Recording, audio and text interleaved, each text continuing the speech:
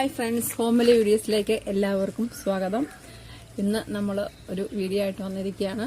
നമ്മൾ ഒരു special chicken കറിയാണ്, പിന്നെ നെയ്ച്ചോറ് നമ്മൾ നേരത്തെ ചെയ്തിട്ടുള്ളതാണ്. പക്ഷെ എന്നാലും ഈ ചിക്കൻ കറിയുടെ കൂടെ നെയ്ച്ചോറാണ് ബെറ്റർ. അപ്പോൾ നമുക്ക് എങ്ങനെയാണെന്ന് കണ്ടു നോക്കാം. നമ്മുടെ സ്പെഷ്യൽ ചിക്കൻ കറിക്ക് വേണ്ടിയിട്ടുള്ള ചിക്കൻ ഞാൻ ഇവിടെ എടുത്ത് കഴുകി വൃത്തിയാക്കി വെച്ചിട്ടുണ്ട്.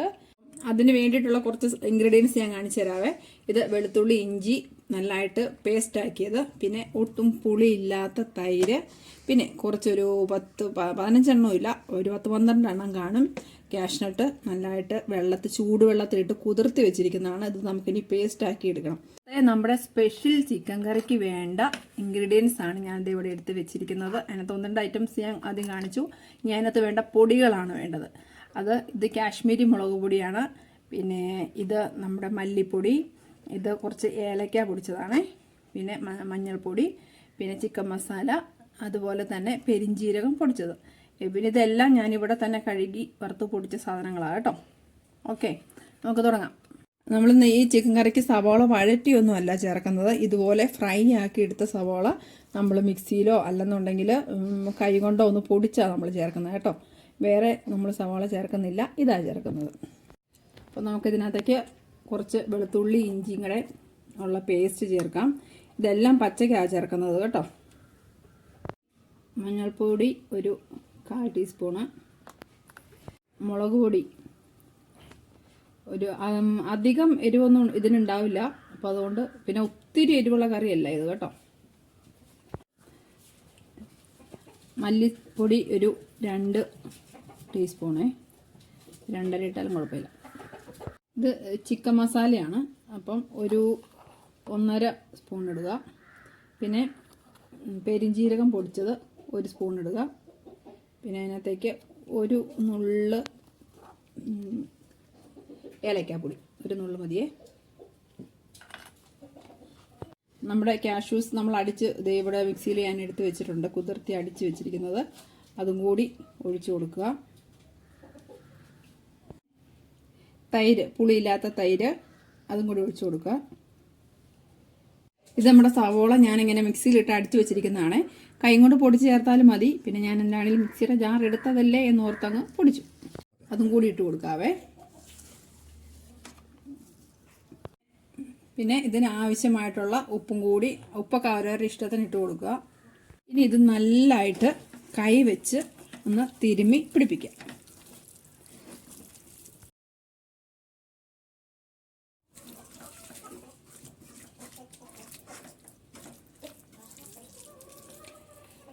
നമ്മുടെ ചിക്കൻ ഇങ്ങനെ നല്ലതായിട്ടൊന്ന് ഇളക്കി റെഡിയാക്കിയിട്ട് ഇങ്ങനെ 1 മണിക്കൂർ റെസ്റ്റ് ചെയ്യാൻ വെക്കണം. 1 മണിക്കൂർ കഴിഞ്ഞതിന് ശേഷം വേണം നമുക്കിതെടുത്ത് അടുപ്പേ വെക്കാൻ. പിന്നെ മുളകിൻ്റെ കാര്യത്തിൽ ഞാൻ കാശ്മീരി മുളക് പൊടിയാണ് ചേർത്തിരിക്കുന്നത്. പിന്നെ നിങ്ങൾക്ക് എരിവിന് വേണമെന്നുണ്ടെങ്കിൽ കുറച്ചുകൂടെ ചേർക്കാം. ഇത് അധികം എരിവില്ലാത്ത കറിയാണ്. പൊതുവെ ഞാനിവിടെ എല്ലാം എരിവുള്ള കറി വെക്കുന്നത്. ഇച്ചിരി എരിവ് കുറവാണ്. പിന്നെ അഥവാ നമുക്ക് ഇനി കറി വാങ്ങുന്നതിന് മുന്നേ വേണമെന്നുണ്ടെങ്കിൽ ഇച്ചിരി കുരുമുളക് പൊടിയോ അല്ലെന്നുണ്ടെങ്കിൽ അതിൽ പച്ചമുളകും കൂടെ നമുക്ക് ചേർത്ത് കൊടുക്കാം കേട്ടോ. അത് അടുപ്പേ വെക്കുന്നതിന് തൊട്ട് മുന്നേ 2-3 പച്ചമുളകും കൂടെ അങ്ങ് ഇട്ട് കൊടുത്താലും മതി. ഓക്കെ, അപ്പോൾ ഞാൻ അത് നല്ലതായിട്ടൊന്ന് ഇളക്കി മിക്സ് ചെയ്തിട്ടുണ്ട്. ഇനി അതിനകത്തേക്ക് ഞാൻ 2-3 നല്ല എരിവുള്ള പച്ചമുളകാണ്, എരിവുള്ള പച്ചമുളകും കറിവേപ്പിലയും ചേർത്തു. കുറച്ച് നമ്മുടെ നല്ല വെളിച്ചെണ്ണയില്ലേ, നല്ല വെളിച്ചെണ്ണയും കൂടെ കുറച്ച് ഒഴിച്ചു കൊടുക്കണം. എന്നിട്ട് അത് ഒന്നുകൂടി നല്ലതായിട്ടൊന്ന് മിക്സ് ചെയ്യുക. അപ്പോൾ ഞാൻ ആദ്യം കൈ വെച്ച് നല്ലതായിട്ട് മിക്സ് ചെയ്തതാണ്, അതുകൊണ്ടാണ് പിന്നെ ഇപ്പം തവി വെച്ച് ചെയ്യുന്നത് കേട്ടോ. അല്ലെങ്കിൽ ഒന്നിച്ച് നമ്മൾ മിക്സ് ചെയ്ത സമയത്ത് ഇച്ചിരി എണ്ണ ഒഴിച്ചു കൊടുത്താലും മതിയായിരുന്നു. പക്ഷെ ഞാൻ അന്നേരം പച്ചമുളക് എടുത്ത് വെക്കാൻ സത്യം പറഞ്ഞാൽ വിട്ടുപോയി. അപ്പോൾ അതുകൊണ്ടാണ് പിന്നെ ഞാൻ ഇതിപ്പോൾ കൈ കഴുകിയിട്ട് രണ്ടാമത് ചേർത്തത് കേട്ടോ. കാരണം നമ്മൾ ഉദ്ദേശിക്കുന്ന അതിൻ്റെ മസാല എല്ലാ ഭാഗത്തും എത്തണം, അത്രേ ഉള്ളൂ. ഇനി ഇത് നല്ലതായിട്ടൊന്ന് പൊത്തി വെക്കുക. പൊത്തി അതിൻ്റെ മസാലയൊക്കെ ഓക്കെ ആക്കി വെച്ചിട്ട് അത് ഒന്ന് മൂടി വെക്കുക. ഒരു 2 മണിക്കൂർ ഇതൊന്ന് റെസ്റ്റ് ചെയ്യട്ടെ. 2 മണിക്കൂർ വേണ്ട, 1 മണിക്കൂർ റെസ്റ്റ് ചെയ്യട്ടെ. അതിന് ശേഷം നമുക്കത് കറിയാക്കാം. 1 മണിക്കൂറൊക്കെ കഴിഞ്ഞു. നമ്മുടെ ചിക്കൻ നമ്മളിനി അടുപ്പിൽ വെക്കാൻ പോവാണ്. ഇത് അടച്ചു വെക്കുക, തീ കത്തിക്കുക, ഫുൾ ഫ്ലെയിമിലിട്ട് നമ്മളൊന്ന് വെക്കുക. എന്നിട്ട് നല്ലതായിട്ടൊന്ന് ചൂടായി അതൊന്ന് തിളയ്ക്കാൻ തുടങ്ങി. നല്ല തിള വന്നതിന് ശേഷം തീ കുറയ്ക്കാം. അതെ, ഇപ്പം നല്ലതായിട്ട് തിള വന്നിട്ടുണ്ടേ. ഇനി നമുക്ക് ഒന്ന് ഇളക്കിയിട്ടിട്ട് തീ കുറച്ച് വെക്കണം. കാരണം എന്താണെന്ന് വെച്ചിട്ടുണ്ടെങ്കിൽ അതിനകത്ത് ചിക്കനിലെ വെള്ളം മൊത്തം ഇറങ്ങണം. അപ്പം അതിന് വേണ്ടിയിട്ട് നമുക്ക് തീ കുറച്ച് ഒന്ന് ഇളക്കി നല്ലതായിട്ട് മിക്സ് ചെയ്തിട്ട് തീ കുറച്ചിട്ട് കൊടുക്കാവേ. ഞാൻ തീ കുറച്ചേ നല്ലതായിട്ടൊന്ന് ഇളക്കി കൊടുക്കാം. ഇത് പാത്രം ഒരിച്ചിരി ചെറുതായിപ്പോയി. ഇവിടെ വലിയ പാത്രത്തിലാകുമ്പോൾ നല്ലതായിട്ട് ഇളക്കാമായിരുന്നു.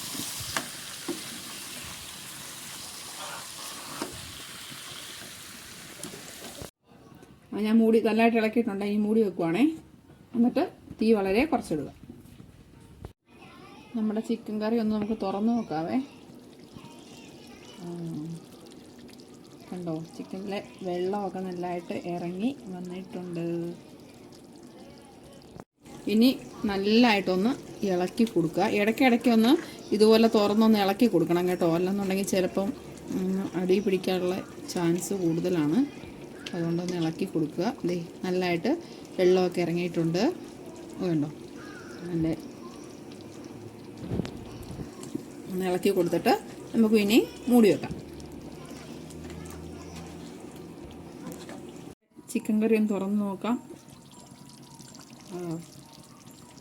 നല്ല എണ്ണയൊക്കെ തെളിഞ്ഞ് നല്ലതായിട്ട് വന്നിട്ടുണ്ട്. ഈ സമയത്ത് ഒരിച്ചിരി കുരുമുളക് പൊടി, അത് നമ്മുടെ എരിവിനനുസരിച്ച് ഇച്ചിരി ഇട്ട് കൊടുക്കാം കേട്ടോ. പിന്നെ അതുപോലെ തന്നെ നമ്മുടെ പെരിഞ്ജീരകം പൊടിച്ചത് ഒരു സ്പൂൺ കൂടെ ഇട്ട് കൊടുക്കുക. പിന്നെ ഒരു നുള്ള് പഞ്ചസാരയും കൂടി. അത് നമ്മുടെ കറിയുടെ ആ ഉപ്പും പിന്നെ നമ്മൾ ചേർത്ത തൈരിന് ചിലപ്പോൾ അഥവാ പുളി കുറവാണ്, അപ്പോൾ ആ ഒരു പുളി എല്ലാം ഒന്ന് ബാലൻസ് ചെയ്യാൻ വേണ്ടിയിട്ടാണ്. നിങ്ങൾ നല്ലതായിട്ട് ഇളക്കി കൊടുക്കുക. ഇതെല്ലാം ചേർത്തിട്ട് നല്ലതായിട്ട് നമ്മൾ ഇളക്കി റെഡിയാക്കി എടുക്കാം. അപ്പം അങ്ങനെ നമ്മുടെ സ്പെഷ്യൽ ചിക്കൻ കറി ഇവിടെ അടിപൊളിയായിട്ട് വന്നിട്ടുണ്ട്. പതുക്കെ ഇളക്കണം, കാരണം അതിൻ്റെ ആ ഗ്രേവിയൊക്കെ അല്ലെങ്കിൽ പുറത്തോട്ട് പോകാൻ സാധ്യതയുണ്ട്. നല്ല തിക്കായിട്ടുണ്ട് ഗ്രേവിയൊക്കെ.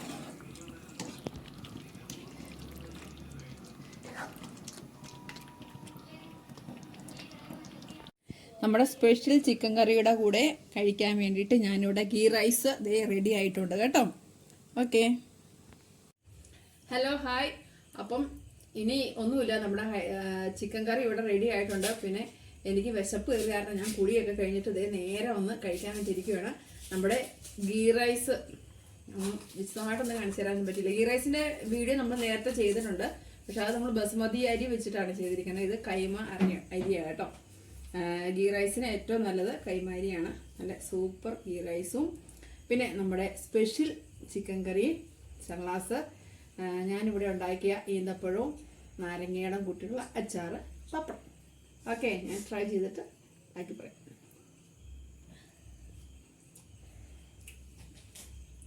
ഉണ്ടോ, ചിക്കൻ്റെ ഒരു കാലൊക്കെ ആയിരുന്നു. അതെ, നല്ല വെന്ത് അത് അട്ടുപോയി ഇതിനകത്തൊന്ന്. ഇത്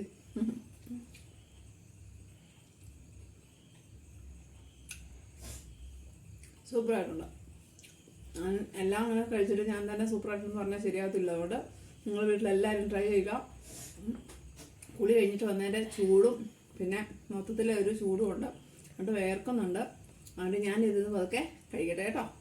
ഓക്കെ, എല്ലാവരും ട്രൈ ചെയ്യണേ.